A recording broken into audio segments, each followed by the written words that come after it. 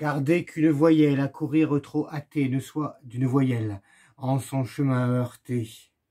Il est heureux, choix de mots harmonieux, fuyez des mauvais sons le concours odieux. Le vers le mieux rempli, la plus noble pensée ne peut plaire à l'esprit quand l'oreille est blessée.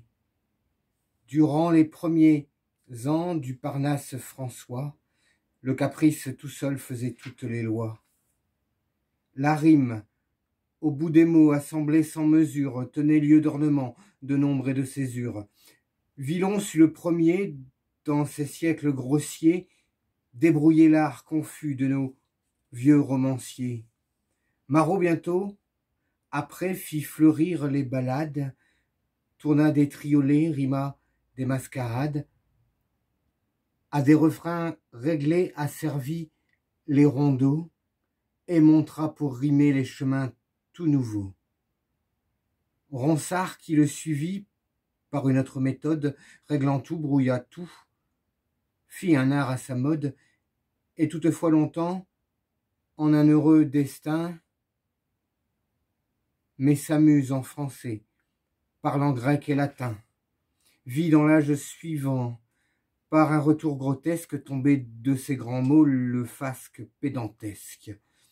Ce poète orgueilleux, trébuché de si haut, rendit plus retenu Desportes et Berthaud.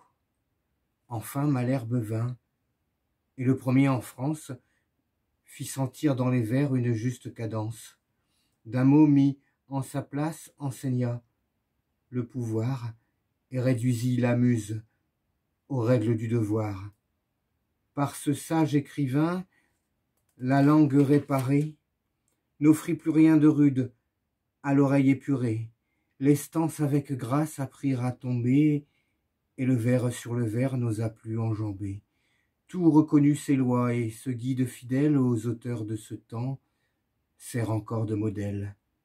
Marchez donc sur ses pas, aimez sa pureté, et de son tour heureux imitez la clarté. Si le sens de vos vers tarde à se faire entendre, mon esprit aussitôt commence à se détendre, et de vos vains discours prompte à se détacher. Ne suis point un auteur qu'il faut toujours rechercher. Il est certains esprits dont les sombres pensées sont d'un nuage épais toujours embarrassé. Le jour de la raison ne le saurait percer. Avant donc que d'écrire, apprenez à penser.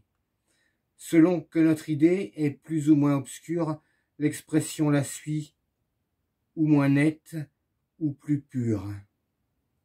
Ce que l'on conçoit bien s'énonce clairement, et les mots pour le dire arrivent aisément. Surtout quand vos écrits, la langue révérée, dans vos plus grands excès, vous soit toujours sacrée. En vain, vous me frappez d'un son mélodieux, si le terme est impropre ou le tour vicieux.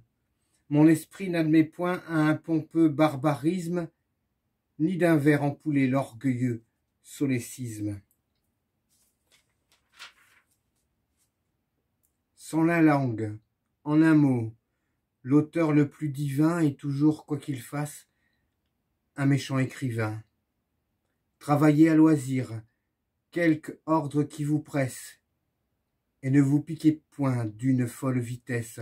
Un style si rapide et qui court en rimant marque moins trop d'esprit que peu de jugement. J'aime mieux un ruisseau qui roule sur la molle arène, dans un pré plein de fleurs lentement se promène, qu'un torrent débordé qui d'un cours orageux roule plein de glaviers sur un terrain fangeux. Hâtez-vous lentement, et sans perdre courage, 20 fois sur le métier remettez votre ouvrage.